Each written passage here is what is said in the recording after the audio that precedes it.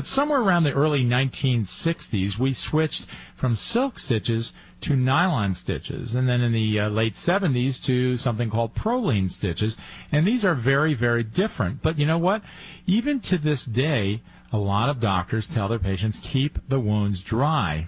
Now, I'm sure you'd rather get in the shower the next day after surgery, and get yourself clean. You'll feel better and things look better. But if you're told to keep the incisions dry, it's really a pain in the neck.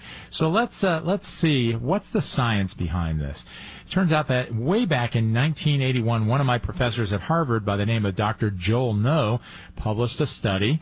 And he took a bunch of people who he took moles off of. And half of those people, he told them, keep the incisions dry, don't get it wet.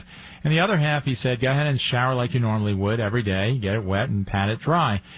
And he looked at the infection rate after surgery, and he looked at the quality of the scar about a year or so after the procedure. And lo and behold, there was no difference between the infection rate and no difference in the quality of the scar.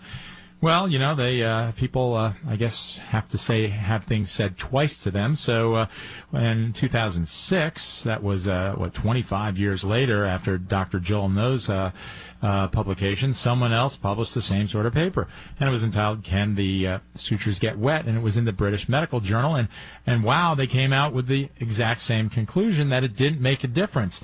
And the conclusion then was, get the scars, get the incisions wet.